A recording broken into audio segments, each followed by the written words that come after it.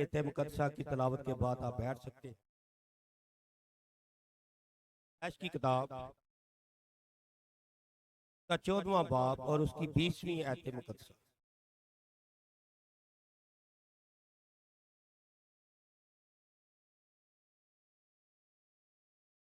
पैदाइश 14वां बाब, माफ करना, 14वां बाब और उसकी आयत मुकद्दसा।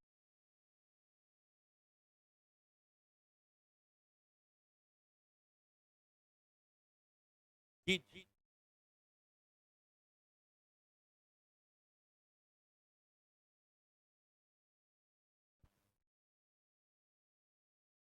हालेलुया। खुदा के कलाम में से देखेंगे पैदाइश 14 बाब उसकी 20 आयत से। और मुबारक है खुदा ताला जिसने तेरे दुश्मनों को तेरे हाथ में कर दिया। तब अब्राहम ने सब का 10वां हिस्सा उसको दिया। और सदूम के बादशाह ने अब्राहम से कहा कि आदमियों को मुझे दे दे और माल अपने लिए रख ले।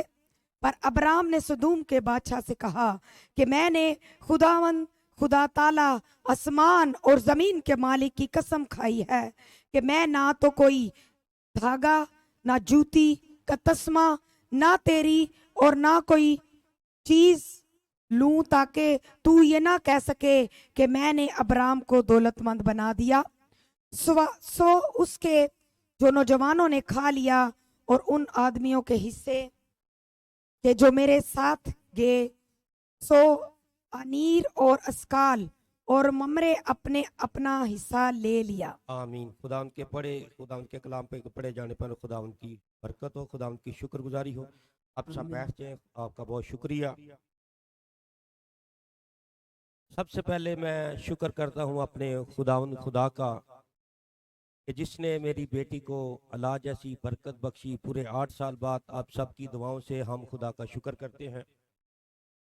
जो ये मत सोचना कि जब भी कोई ऐसा कलाम किया जाता है उसके पीछे लालच या कोई जाती मफाद होता है, ये कभी नहीं आपने सोचना। आज जिस बात पर हम गौर करेंगे वो है रुपए पैसे के तल्लक से।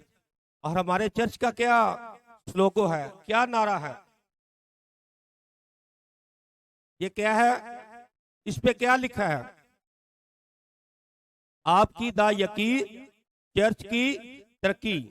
दूसरे लफ्जों में हम कह सकते हैं आपकी दायकी कलीसिया की तरक्की। क्योंकि जो चर्च बनता है वो कलीसिया का वजूद होता है। ये बिल्डिंग नहीं बल्कि आप चर्च हैं, आप ही कलीसिया हैं। जब मैंने इस चर्च में 2022 या 2023 में यहाँ पर आया तो उस टाइम मजबा लगता था। तो मुझे अच्छी तरह याद है कि हमारी बहन सारा जो थी, ऐसे लोगों की भी मदद और उन तक बरकत का सबब बनती थी जो इस चर्च का, इस कलीसिया का हिस्सा नहीं थे। बाद का भाई यासर भी उसकी खिदमत में शामिल होते, ये भी लेकर जाते, मेरी मिसेज लेकर जाती, बहन नशीन बैठी है बेटी, ये भी लेकर जा। बाद मैं भी लेके आया, 1-2 दफा मेरे घर भी आया। जब मेरा भी हाथ तंग हुआ तो मेरे घर में भी आया। जब हमें भी खुदा ने मौका बख्शा तो हमने भी इस कलीसिया के साथ अपने हाथ बढ़ाया ताकि कलीसिया का हिस्सा बन सके। अब यहाँ पे हमने पढ़ा कि इब्राहिम ने अपनी सारे माल में से जो वो जंग कर फतेहयाब होकर वापस आया, उसने क्या किया, अपनी सब चीजों का काहिन को 10वां हिस्सा दिया, मलके सिद्दीक के काहिन को। अब इस काहिन का कोई निसबनामा नहीं, अबरानियों में जाके हमें इसकी शनाख्त मिलती है। सवाल यह है, इब्राहिम को कहा गया कि ये जो माल लूट का माल है आदमी मुझे दे दे। सदूम का बादशाह कहता है कि जो तू बंदे पकड़ के लेके आया ये तो मनु दे दे, जिन्ना माल मता वे सब तू ले जा। पर इब्राहिम उसको जवाब देता है कि मैंने कसम खाई है खुदा ताला की, वो जिंदा खुदा की, जिसने बुतों में से मुझे निकाल कर इस मुल्क में ले आया है। मैंने उसके हुजूर कसम खाई है, ना तो इसमें से कोई धागा लूंगा, ना ही इसमें से कोई जूती का तस्मा लूंगा ताकि अपने जूतों को बांध कर पहाड़ी इलाके को गुजर सकूं। पथरीला इलाका था, वो जगह ऐसी थी भाई, बंजर थी उस टाइम, पता है आबादी भी कम थी और आबादियां भी दूर दूर होती थी। इब्राहिम ने उसको जवाब दिया कि तू ये ना कह सके कि मैंने इब्राहिम को ये माल मता दिया और इब्राहिम क्या हो गया, दौलतमंद हो गया। कि जिसके अंदर खुदा के नाम की गैरत है वो कभी भी दूसरे की आंखों की तरफ या दूसरे के हाथ की तरफ नहीं देखता, वो उसी की तरफ देखता है, यीशु मसीह नासरी की तरफ। जो खुदा कहता है कि जब खुदा अपनी बंद मुट्ठी को खोलता है तो हर जानदार की ख्वाहिश के मुताबिक उसको हर रोज अता करता है। और यीशु मसीह नासरी हमें यह तसल्ली देता है कि आने वाले दिन की तुम फिक्र ना करो, आने वाला दिल तुम्हारी खुद फिक्र करेगा। अब यहाँ पर ये सिलसिला खत्म हो जाता है और इसका पोता इब्राहिम का पोता जब बरकत पा लेता है तो बरकत पाने के बाद जब उसका भाई असाऊ उसकी जान का दुश्मन बन जाता है, उसकी माँ और बाप उसको दोनों भाई ना लड़े, इसलिए वो लड़ाई से बचने के लिए, उसको जिंदा रखने के लिए, उसको खुदा की बरकत उसके रखने के लिए वो अपने मामू के घर उसको क्या करते हैं, रुखसत कर देते हैं। जब रुखसत करते हैं तो वो चलता है।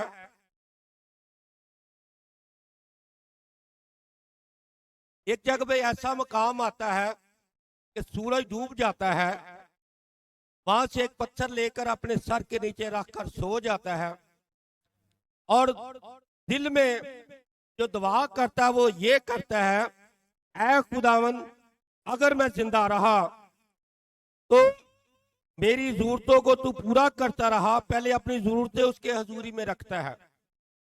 तू मुझे रोटी देता रहा, पहनने के लिए कपड़ा देता रहा और खाने के लिए खुराक देता रहा, तो जो कुछ तू मुझको देगा मैं इस जगह पर उसका 10वां हिस्सा दूंगा।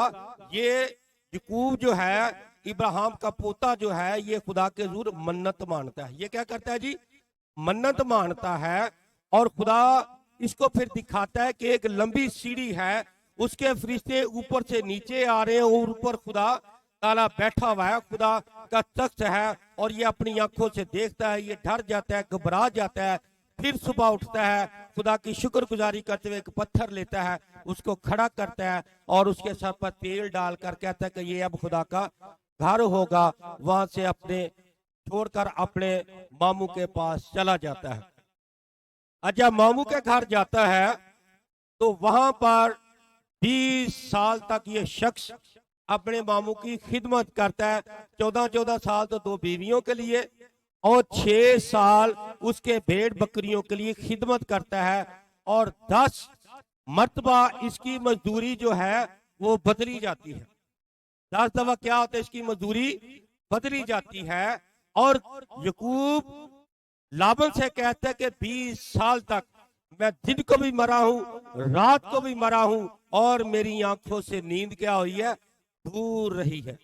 मैं सो नहीं सका, बल्कि जो दिन की अजाले में या रात के अंधेरों में भी जो कोई बछड़ा या भेड़ बकरी चुरा के ले जाता तो तुम मुझसे तलब करता और मेरी रोजी में से उसको छीन लेता। मैंने तो तेरे साथ ऐसी वफादारी के साथ गया हूं, वफादारी के साथ चला हूं। अब तेरे और मेरे बीच में एक मामला तय हो जाए। और वो जब आता है तो कहता है, इल्जाम लगाता है कि तू मेरे बुतों को चुरा ले आया है। अब ये कहते हैं कि तेरी जो बुत लेकर आए वो शख्स जान से मर जाए, उसको खुदा कभी ना छोड़े। और वाकई जो इसकी बीवी बुत लेकर आती है, जो ऊंट की कटाल होती है जिसको उसके ऊपर रखते हैं, ऊंट की उसके अंदर बुत छुपाई होती है, तो उसके ऊपर आकर बैठ जाती है और वो जब बच्चा पैदा होता है तो वो मर जाती है। अब यहाँ पे अहद बांधकर ये आगे चल निकलता है। आगे जाकर फरिश्ता इसको बरकत देता है और कहता है कि तू आइंदा को याकूब नहीं बल्कि क्या होगा, इस्राइल तेरा नाम होगा। यहां से सारी की सारी उसकी सोच, उसकी बुनियाद रख दी जाती है और खुदा उसको बरकत देता है। हम देखते हैं कि उस जगह पर काल पड़ जाता है।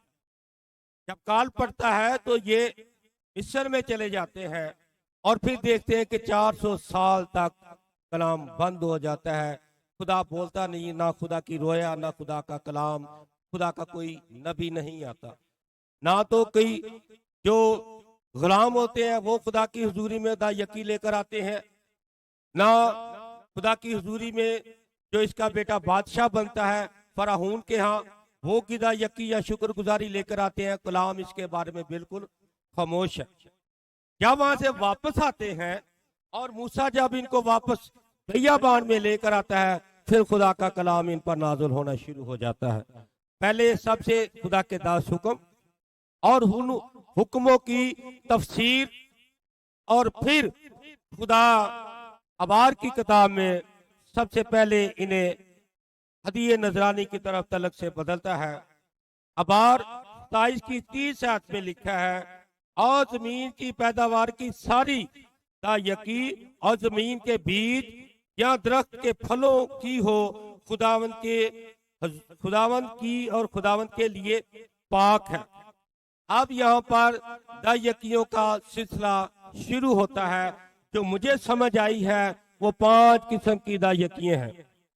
पहली फसल जो जमीन में बीज बोया जाता, दूसरी जो दरख्तों पे फल लगते, तीसरी जो मैं या उनको अंगूरों का शीरा आता उसकी, और चौथी जो है वो जो तेल निकालते थे कुल का उसका भी 10वां हिस्सा देते, और 5वीं हर 10 के जानवरों के एक बदले जानवर खुदा का होता था। लिखा है कि चरवाहे की लाठी के नीचे जानवर जो गुजरे उनका हर एक 10वां हिस्सा खुदा का होता था। इसके अलावा जो पलोठा जानवर होता था गधे के अलावा वो भी खुदा के लिए होता था। अगर गधा पलोठा है तो या तो उसकी कीमत चुका दी जाए या फिर उसकी गर्दन तोड़कर उसको मार दिया जाता था। समझ आ रही कि तरतीब से जाते हैं ताकि आपको पता चले कि हम जो दा यकी मांगते हैं या हम जो बली करते हैं, कभी मैं भी उसका मुखालफत था, लेकिन जब कलाम पढ़ा समझ आई तो फिर अपने सर को सजदे में किया, खुदावंदा मैं गलत था, तू ही सही है। अब यहाँ पर सोचने की बात यह है, फिर देखें कि लोग मलाकी की किताब में हम पढ़ते हैं कि तुमने दा यकियों में मुझे क्या किया जी, ठगा। हदियों नजरानों में क्या किया जी, ठगा। और यहाँ पे 23 बाब की 31 आयत में खुदावंद इसको वाज़ेह करता है, अगर कोई अपनी दा यकी में से कुछ छोड़ना चाहे तो उसका 5 हिस्से उसमें और मिलाकर उसे छुड़ाए। गल दी समझ आई कि नहीं आई? तो बोल सकता है भैन चो, गल दी समझ आई? अगर मेरे वाले 100 रुपया मैं कमाया और 100 दे विचों मेरे बनते ने 10 रुपए, और मैं पादी साहब आए ने 8 रुपए उन्होंने हाथ च दे दिते ने, 2 रुपए मैं आप ही रख ले ने, ते मैं की कीता, खुदा नू ठगया कि ना ठगया? यार बोलो, तुम सारे खुदा दे लोग जो कलाम सुनने नहीं होना, कलाम सीखना है, बोलना है। क्या मैंने खुदा को ठगा? यस या हाँ या ना, सब मिलके बोलो। क्या मैंने 10 रुपए दे के खुदा की तमजीद की या 8 रुपए दे के खुदा को ठगा? ठगे ना। अब जो 2 रुपए मेरे पास बच गए हैं, और ये क्या है, खुदा की पाक तरीन चीज में से मैंने उसकी 2 रुपए अपने पास, उस दा यकी में से मैंने अपने पास क्या किए, रख लिए। जब मैंने ये 2 रुपए अपने पास रख लिए, इसका कानून खुदा ने ये किया, अब उसमें से 5 हिस्से और मिलाओ। अगर 2 रुपए ने तो 2 नू 6 या होर पावांगे तो 8 रुपए तो फिर भी बन जाने। 5 ते ओ जेडे मैं 2 ते ओ जेडे मैं रखे, ते 5 हिस्सा ओदा दुगना मैं देना वे, ते फिर जाके मेरी जान छुटनी है, ते फिर जाके मैनू खुदा ने कहना, ऐ वफादार नौकर शाबाश है।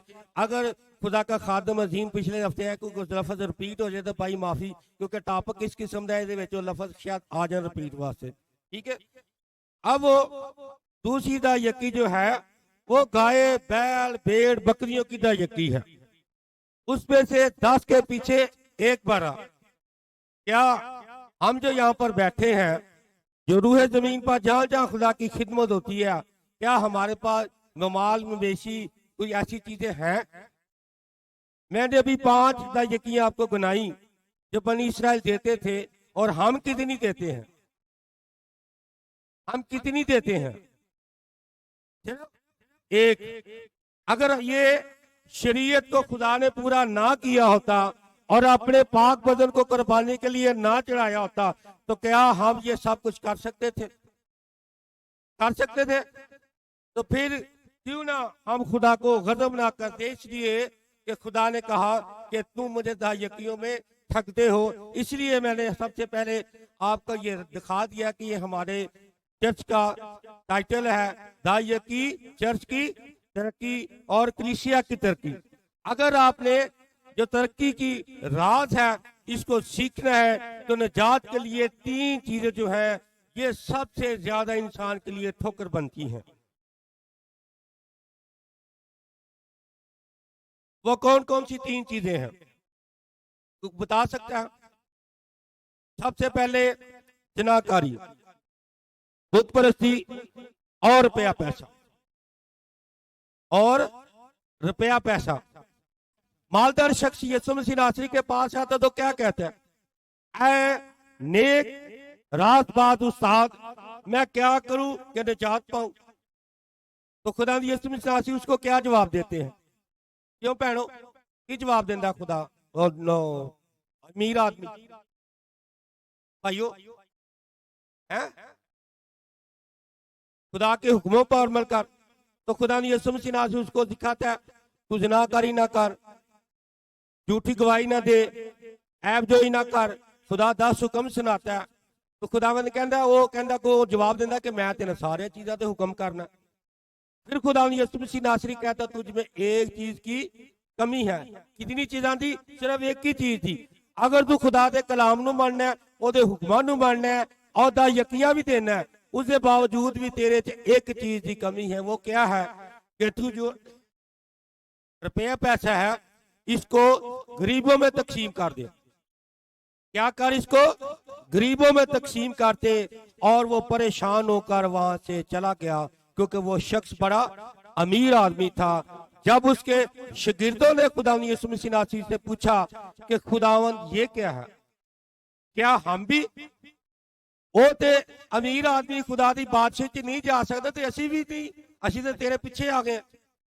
तो खुदावंद उनको कहता है, किसने मेरे लिए अपने माँ बाप को छोड़ा, किसने बहन भाइयों को छोड़ा, और किसने अपने बाल बच्चों को छोड़ा? वो एक ही है, इब्राहिम, जो अपने माँ बाप को छोड़कर अपनी बीवी को भी छोड़कर आया। तारीख बताती है कि लूत जो उसका भतीजा था, उसकी बीवी को उसके पास दोबारा लेकर आया। जो जगह उसने दिखाई थी उसी जगह पर वो चला गया।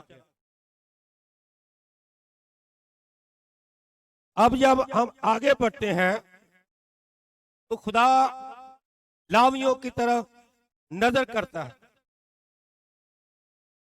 अब आपको पता है कि लावी एक कबीला था। क्यों जी? कितने कबीले सन बनी इसराइल दे टोटल?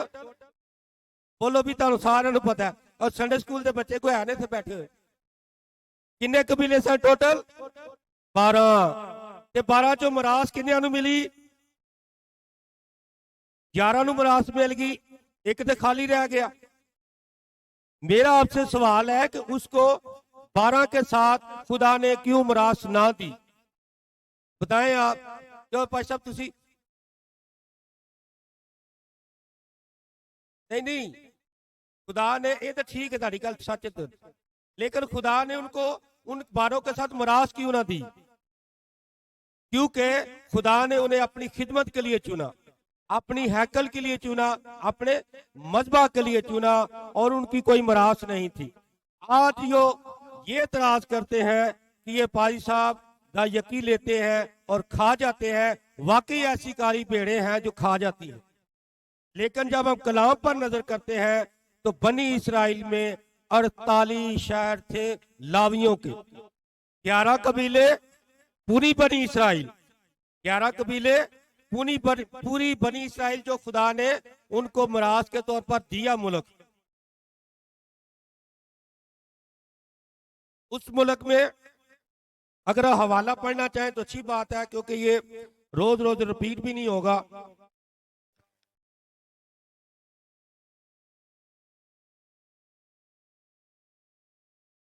निकालिए यशवा की किताब और उसका 21वां बाब और उसकी 41 आयत।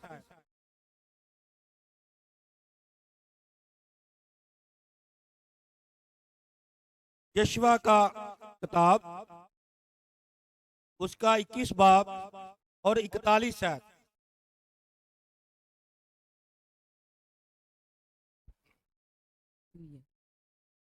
पढ़ना शुरू जी करें। जी बहन। बस बनी इसराइल की मिल्कियत के दरमियान लावियों के सब शहर अपनी अपनी नवाही समेत 48 थे। उन शहरों में से हर एक शहर अपने गिर्द की नवाही समेत था। सब शहर ऐसे ही थे। आमीन। अब आपने सुना कि बनी इसराइल की मलकियत में से कितने शहर थे लावियों के जी? 48 शहर थे। कौन? 11 भरा ने एक भरा नू पालना में, और इनके सुपुर्द जो किया गया था वो खुदा का मजबा, खुदा का घर, खुदा का कलाम, खुदा के नाम पर कुर्बानियां, खुदा के नाम पर यकीन दी जाती थी। वो सब यही लोग वो काम करते थे। और इसके अलावा एक और काम भी इनका था, उनको बता सकता है? अदालती निजाम, शरी मामलात, फौजदारी मामलात, वो भी इन्हीं के सुपुर्द थे। इंसाफ करना, जैसे सैमुअल के बच्चे करते थे इंसाफ, रिश्वत लेते थे। क्यों जी? फिर बनी इसराइल ने बादशाही मांग लिया। और जो उससे पहले कायन था उसके बच्चे भी जनाकारी करते थे, बदकारी करते थे, पाक कुर्बानियों में से अपना हिस्सा पहले ले लेते थे। जब गिनती की किताब में हम पढ़ते हैं, उन्हें जरा ध्यान च रखना थे, शहर कितने ने? 48। अब इसको पालने वाले 11 कबीले बनी इसराइल के। और गिनती की किताब उसका 18वां बाब 21 आयत, 21 से 24 आयत तक ऊपर दे।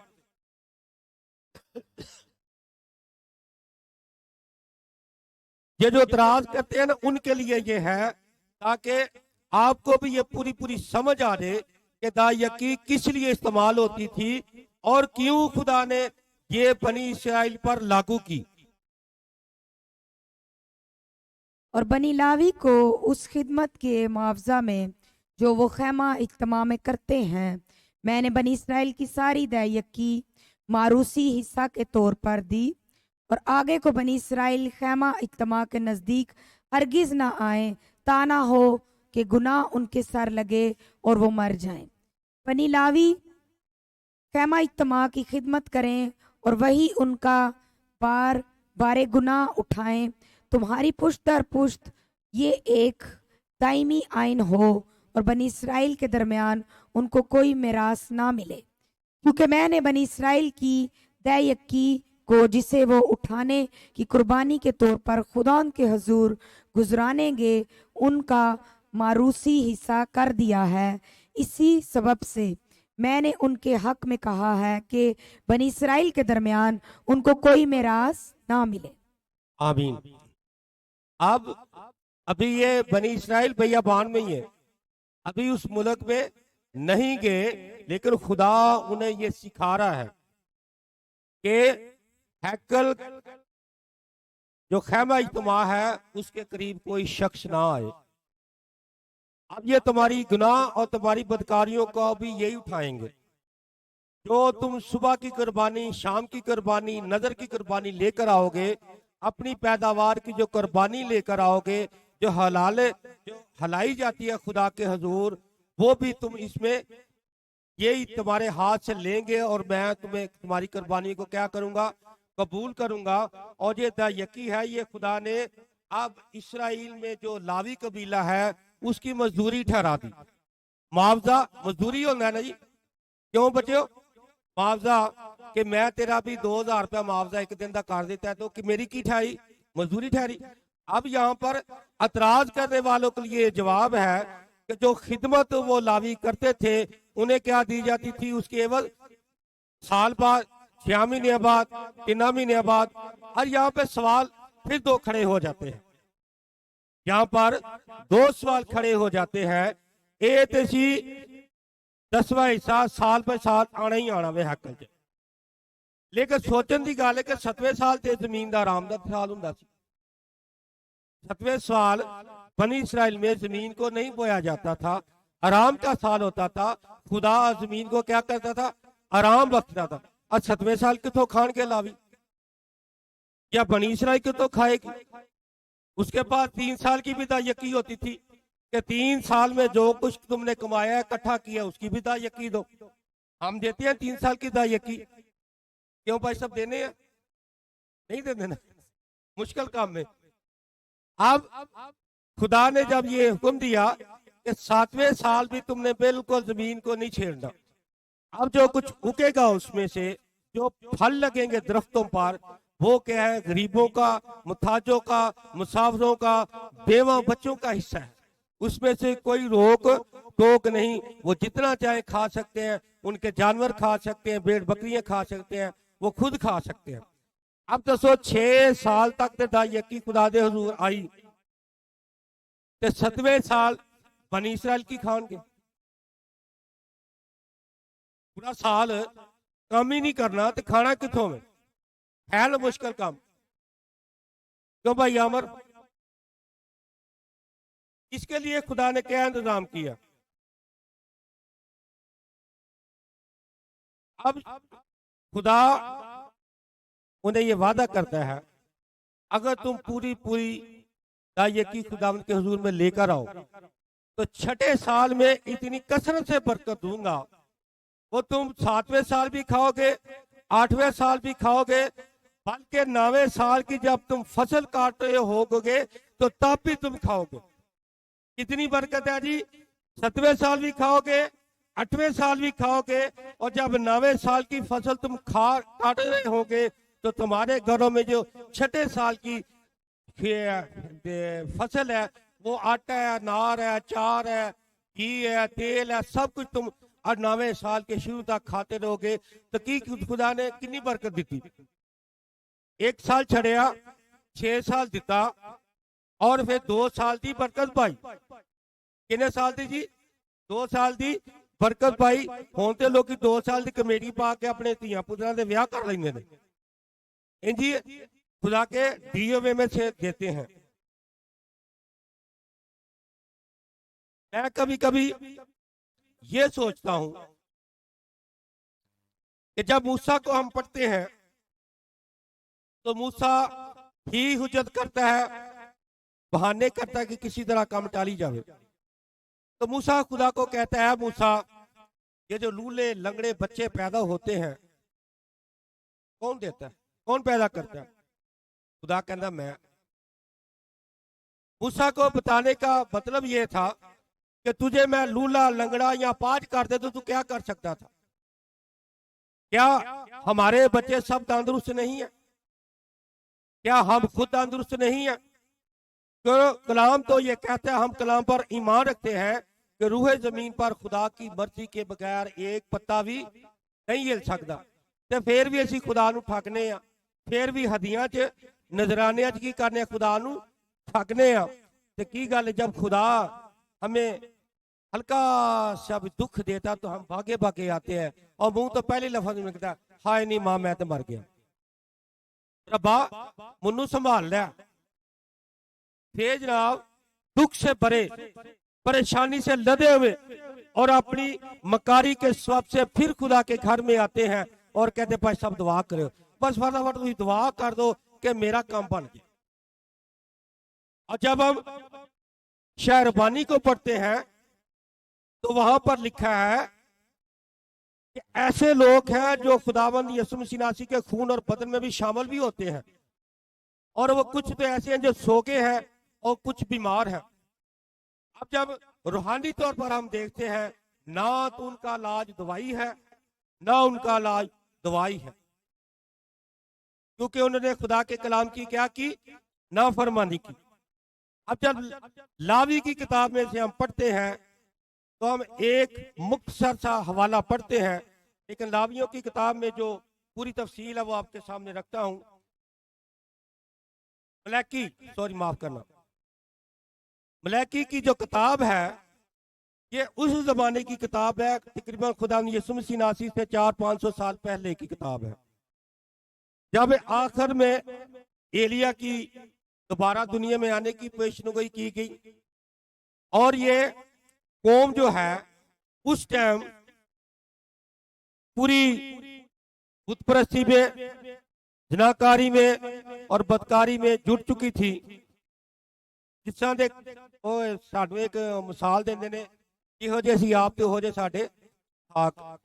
अब यहाँ पर देखते हैं कि सबसे पहले जो मलैकी किताब में है वो खुदावन काहिनों की, जो खुदा के घर की खिदमत करते हैं लोग, उनकी खुदा सरगलिश करता है, उन्हें डांटता है, डपटता है और कहता है कि तुम अंधे, लंगड़े, बीमार जानवरों की कुर्बानी मेरे घर में गुजरानते हो। ਇਹਦੇ ਨਾਲ ਤਾਂ ਚੰਗਾ ਸੀ ਕਿ ਤੁਸੀਂ ਮੇਰੇ ਘਰ ਨੂੰ ਤਾਲਾ ਮਾਰ ਦਿੰਦੇ, मेरे घर के दरवाजे बंद कर लेते और मैं किसी और को खिदमत करा लेता।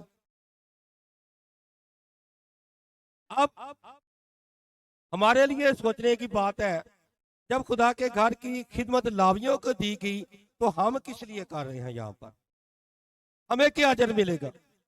इब्राहिम को तो खुदा ने वादा किया था कि मैं तेरी नस्ल को क्या करूंगा, ये जो तू मुल्क दे रहा है ये मरास में दे दूंगा।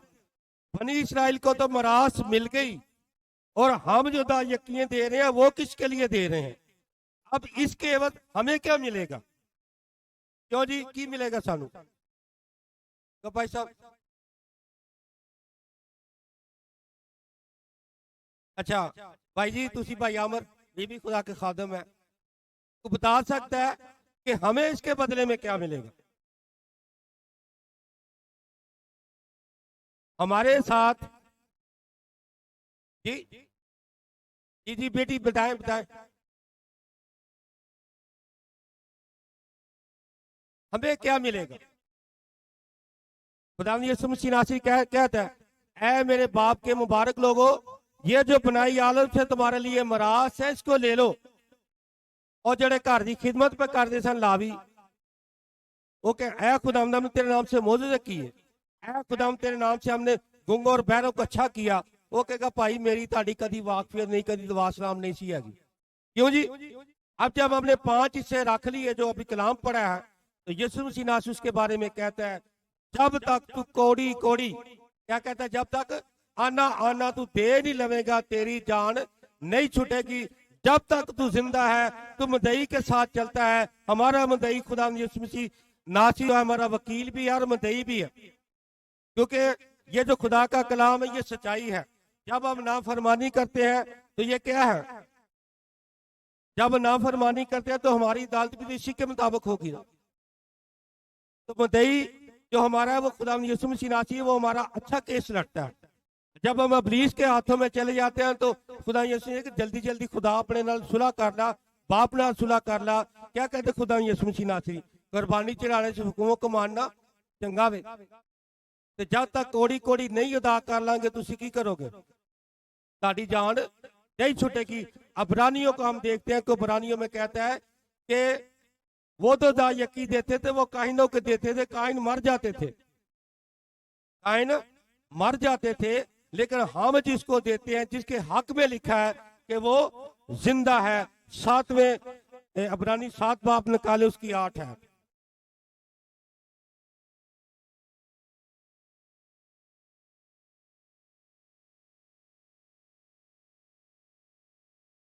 और यहाँ तो मरने वाला आदमी दा यकी लेते हैं, मगर वहां वो लेता है जिसके हक में गवाही दी जाती है कि जिंदा है।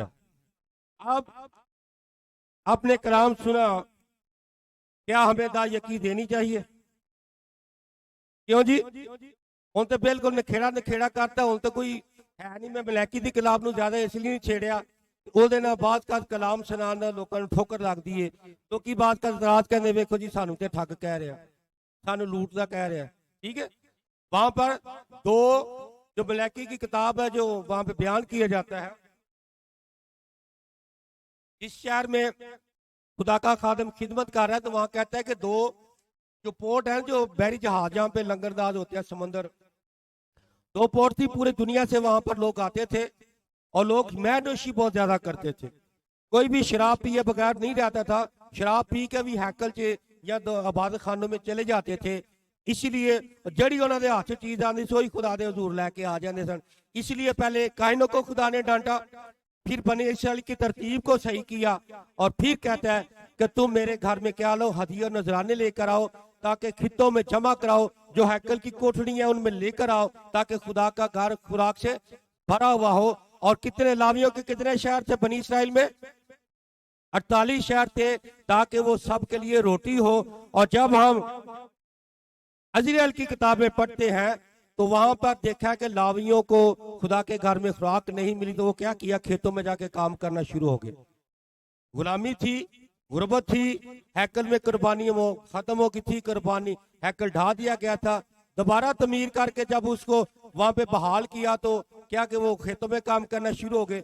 वहां पे लिखा कि फिर वो एक असूल बनाया गया कि लावियों के कबीले में से 3 साल का भी जो बच्चा है उसको भी बराबर खुराक मिले करेगी, ताकि लोग जो है वो खुदा की हैकल में आके क्या करे, खिदमत करे। तो हम किसको यकी देते हैं जी? पादरी को या यीशु मसीह नासरी को?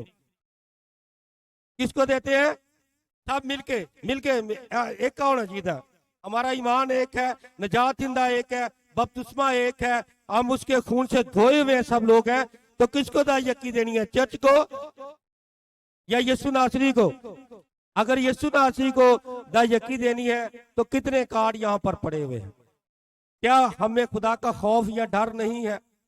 क्या इस घर को और खुदा के लोगों को, बेवा को, यतीमों को आपके हिस्से में से दिया हुआ जब उसके घर में जाएगा तो क्या हमारे हर खाद के काम में बरकत नहीं होगी? क्यों जी, होएगी या नहीं होएगी? अगर हम नए आयतनामे से पढ़ते हैं, आखिरी वाला पढ़ेंगे नए आयतनामे में से, तो वहां पर मत्ती की इंजील में मैं किया, लुका की इंजील है मेरा ख्याल है, तो वहां सारे कारोबार का भी जिक्र है।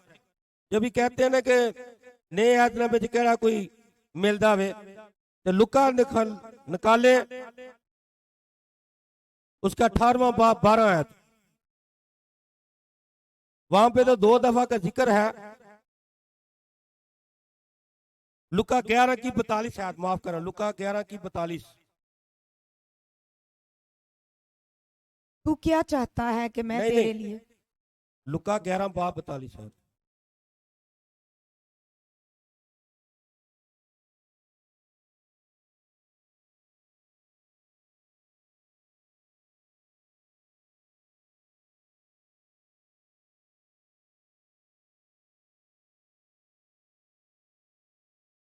वो भी ना छोड़ते, लाजम था ये भी करते और वो भी ना छोड़ते। एक जगह पर आया कि जो तुम्हारे माँ बाप को चीज दरकार होती है तुम कहते हो कि मैंने वो तो खुदा की नजर कर दी है। अब वो यहूदी इस पर कहते हैं कि हम अपने माँ बाप की बड़ी इज्जत करते हैं। अगर यहूदियों के किताब है उसमें से पढ़ा जाए एक हवाला, पानी बताता हूँ आपको, उसमें यहूदी अपने माँ बाप की इस तरह से वडियाई करते ने, वड्डापन दिखाते ने।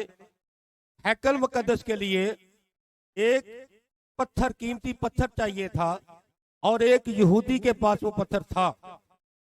अब जो खरीदार है उसके पास आया खरीदने के लिए, उसने कहा कि मेरा बाप सोता है। उन्होंने कहा अपने बाप ने निकाला, चाबी लैके मैनू खोल दे, तो मैनू दे दे हीरा जरा तेरे को पिया होया। कहना मैं अपनी बाप की कभी नींद को खराब नहीं करूंगा, क्योंकि मैं अपने माँ बाप की क्या करता हूँ, इज्जत करता हूँ। इसलिए यीशु मसीह नासरी अकल अंजीले मुकद्दसा में कहते हैं कि जो चीज ਤੁਹਾਡੇ माँ-बाप ਨੂੰ ਦਰਕਾਰ ਹੁੰਦੀ ਹੈ ਤੁਸੀਂ ਕੀ ਕਹਿੰਦੇ ਜੀ ਅਸੀਂ ਤੇ खुदा दी नजर कर दी गई है।